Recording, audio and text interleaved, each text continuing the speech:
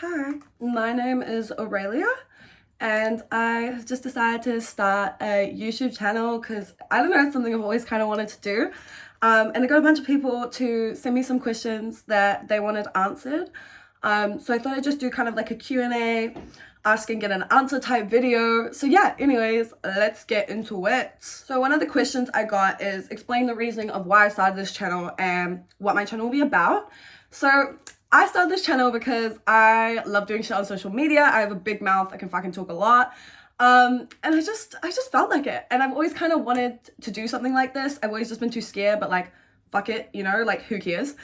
And what it'll be about, such a good question. Probably me chatting shit, like story times, maybe get readies with me, makeup routines, like pick an outfit with me, that kind of shit. Like just fun, good-hearted, like fun shits and gigs, you know? Just a girly account as fuck, to be honest. That's my goal. So the first question I got is worst drug experience. So I don't really do like loads of drugs or anything. I just smoke weed. And for me, I've had a lot of bad experiences, not because of me, because of other people, but I'll tell you my last experience that was truly like terrifying. So last year when I was in the halls, one night it was raining and me and my friends were like, fuck, like we don't want to go out in the rain, like we just want to have a cone, you know what I mean? And you're not allowed to smoke in your rooms at halls, obviously. So anyway, we decided like, fuck it, we're just gonna have a cone, you know what I mean? Like what's the harm? What's the worst that can happen?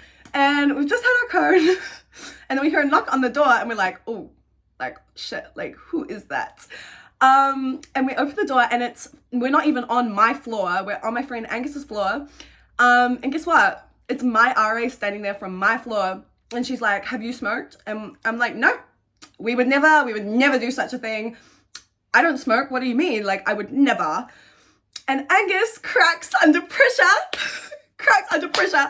and he admits it. And so the RAs are standing there just looking at me because I've just straight up fucking lied to them, like right to their face. And they're just like, so you have to go downstairs, fill out a whole form, get a whole warning, all of this stuff, right? So the RAs are already in a bad mood with us. Because like, you know, you get like 3 times and then you get kicked out or whatever. I don't know, something like that. And later that night, because this was like a Friday night, I think we were going out to town, that kind of thing. So they let us go out to town, whatever. And I got so drunk and I met this guy who he's from Auckland, whatever. And I invited him, well, I didn't invite him. He wanted to come back to my hall and I was like, you're not going to get let in. Like I'm in trouble with the RAs anyway. And he insisted. And so he comes to the hall and she spots him right away. Like he's trying to run through the hall with me and she spots him right away. You know what I do? I ran into the elevator and I let it close and I left him down there with the lady who was yelling at him. Like they were fully screaming at each other and I was like, nah, I'm not part of this tonight. I'm crossed as fuck. It was just really fucking stressful. And to make matters worse, my phone, like I was so drunk that my phone had locked me out. It happens to me all the time when I'm drunk. And so I couldn't text him or anything. He was just at my hall getting screamed at and not let in. And I couldn't even text him and be like, oh, my bad. You know what I mean? Like, oh, sorry. And then that also gets added on. So not only are the RAs mad at me for having a sesh in one of the rooms, they're also now mad at me because I tried to get this random guy back into the hall with me, which by the way, I did not try. I said no, but bro wanted to. That's on him. But anyway, yeah, it was not a good time for me. It was not a good time for me. I don't know. I haven't had any bad highs on weed really, apart from one time where I like passed out at a party behind a sofa. That was embarrassing. But apart from that, there's nothing been that bad. It's just me getting like caught in like unfortunate situations, you know? This one, I really love this question and it's how I started to have a better relationship with myself. And I think for me, and I think for a lot of girls, society ingrains you to really care about what guys think. Like how you dress, what you do, who you sleep with, all of that stuff. And I think it's a real prison. I think it's a real fucking prison. And once you start realizing that you have way more to offer than your looks, that they are not the end all and be all, that you have a personality, a brain, like you have passions, you have other things. That's how I started having a better relationship with myself because I know I'm a good person or I try to be a good person. And I have so much more to me than how I look. And there is so much more to me. And if people can't be bothered with that, that's their decision, that's fine, but it actually has nothing to do with me. It's not a reflection of me. I think it's just not basing yourself on, for me, I struggle with male validation, and I think it's not basing yourself on that. Like, who really cares how other people perceive you? It's kind of about how you perceive yourself and whether you think you're a good person and all of those things. That's how I started having a better relationship with myself anyway. Made me feel a lot more confident, and I don't know. Yeah. Another question was, could you give advice for a young teenage girl that maybe her mum/her school won't give her? I think girls aren't taught enough about, yeah, sure, you're told not to sleep around, all that shit. I don't think it's about that. I think if you can casually sleep around, you fucking do it. Like, you go, girl. You fucking do what you need to do. I have no problem with who anybody's sleeping with, what anybody's up to. Like, you live your life. But I think for me personally, and a lot of girls I knew in high school, you base yourself on male validation, what guys think, you know, all of that kind of thing, making yourself more attainable to a man. You might sleep with men because you think it'll make them like you, that kind of thing. I would say to focus less on romantic aspects. Like, of course, if that comes into your life, 100%. But the people who will actually be there for you are your friends. And for me, having a good support system of friends for high school is so important. It makes your high school experience so much different if you actually have your people. And that took me a while. I didn't find them till the end of high school, to be honest. But it just makes your high school experience so much better, and you're not alone. And even if something does go wrong, like, you have your people. Less emphasis on spending all time with your partner and more engaging with your friends and stuff. And I think maybe your mum or the school would give that, but I just think it's really important. And yeah, I don't know, high school boys are stupid anyway. This question's a really good one. I love this question. Do you miss friends from your past? For that answer, I would say 100%. I definitely miss people from my past. However, there's a difference between missing someone and wanting them back in your life. I do not want any of the friends that I've had back in my life. They were in my life for a reason. They were great. They taught me things. I've learned a lot from the people that I've been around, but does that mean that they need to be part of my life now? No, not at all. I'll always have love for those people, but I'm really fucking happy with the friends I have. I think I have such a great support system around me.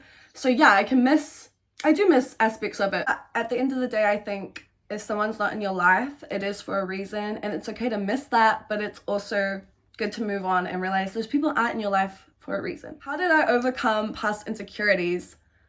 This question, I still struggle with insecurities all the time, but what I've learned is that most of the things you're really fixated on, other people aren't really fixated on. And also, I don't really care. Like, I'm not really bothered. Of course I care what people think of me and what I look like to a certain extent, but at the end of the day, is it really affecting my life, and does it really matter at all? No, it doesn't. Most of the people actually don't matter. They're not an important factor in my life. Most of the people that have something hateful to say, I don't care about them. They're not nice people. And somebody nice wouldn't say that about you. A good person wouldn't say negative things about you like that. So I don't know. For me, it was just kind of realizing that the people who have something negative to say don't actually matter, and that how you perceive yourself is most important. And you can change how you perceive yourself. It takes time. It takes work. I'm still working on it. I still struggle with it.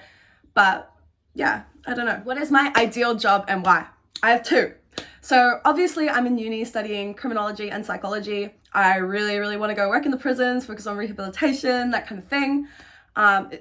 My dream would be like to help people. That's kind of like my goal. I don't know, gives you a bit of purpose, you know what I mean?